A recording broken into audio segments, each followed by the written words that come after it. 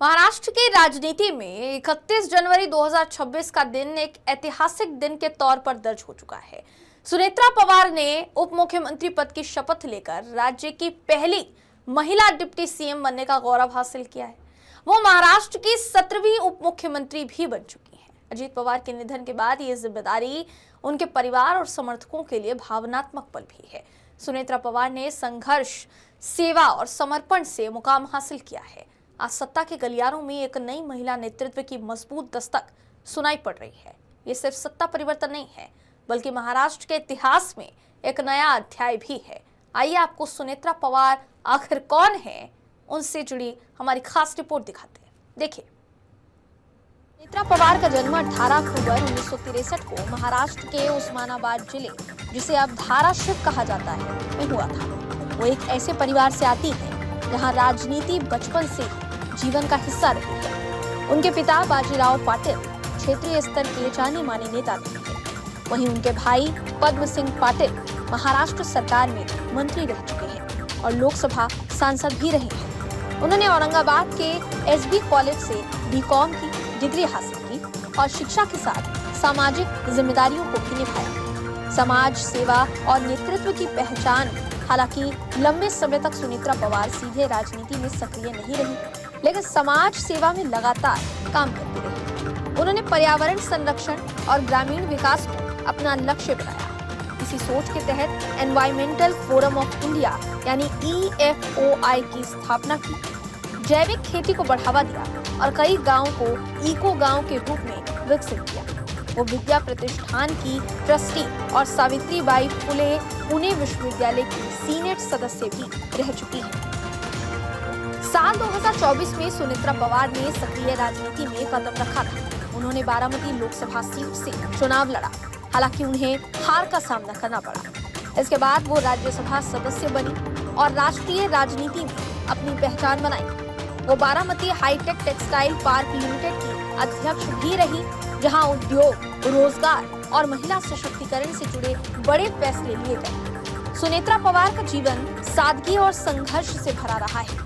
राजनीति की चकाचौंध से दूर रहकर उन्होंने जमीन से जुड़ा जीवन जिया है।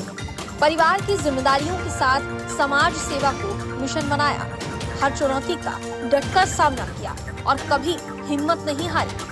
आज उसी संघर्ष का फल उन्हें उप मुख्यमंत्री पद के रूप में मिला है। अजित पवार के निधन के बाद महाराष्ट्र की राजनीति एक कठिन दौर से गुजर रही है।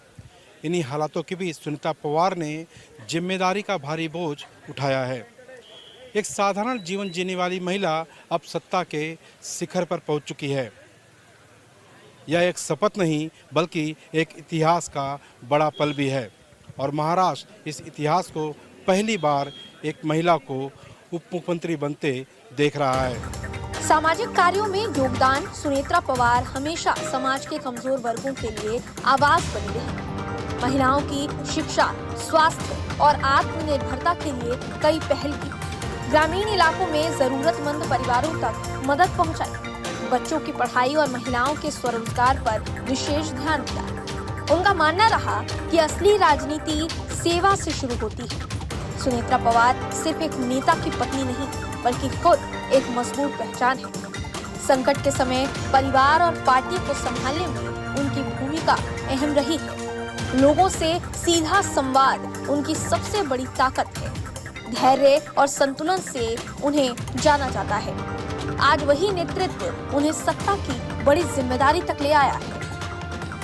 अजीत पवार के निधन ने महाराष्ट्र की राजनीति को झकझोर दिया।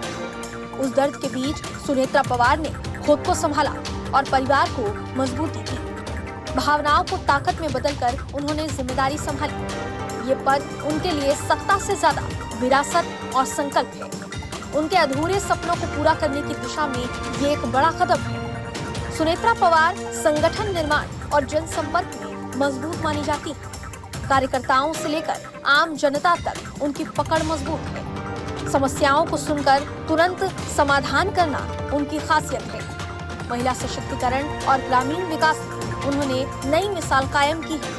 इन्हीं खूबियों ने उन्हें नेतृत्व की कतार में सबसे आगे खड़ा किया है। मेरे पीछे आप देख सकते हैं कि ये महाराष्ट्र का लोक भवन है, जिससे पहले राजभवन के नाम से जाना जाता था। और इसी लोक भवन के भीतर महाराष्ट्र के पूर्व दिवंगत उप मुख्यमंत्री अजित पवार की पत्नी सुनीता पवार ने बतौर उप मुख्यमंत्री पद का शपथ लिया है।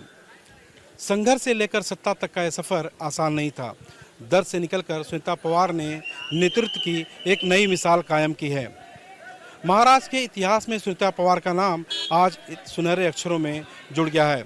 यह कहानी एक राजनीति की नहीं बल्कि एक हिम्मत की भी है। सुनेत्रा पवार की ये जीत सिर्फ एक राजनीतिक सफलता नहीं है, ये संघर्ष, सेवा और साहस की कहानी है। टूटा परिवार आज फिर मजबूती से खड़ा होता दिख रहा है। उनकी आंखों में दर्द भी है और जिम्मेदारी का संकल्प भी। आज सत्ता की कुर्सी पर बैठी सुनेत्रा पवार आम जनता की उम्मीद बन चुकी है। सुनेत्रा पवार की राजनीति में एंट्री के बाद सरकार में विभागों के बंटवारे को लेकर बड़ी जानकारी सामने आई।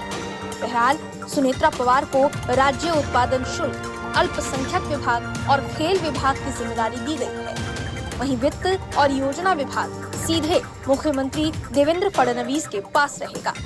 सरकार के भीतर ये फैसला प्रशासनिक संतुलन के लिहाज से अहम माना जा रहा है। मुंबई से ब्यूरो हेड सर्वेश तिवारी की रिपोर्ट।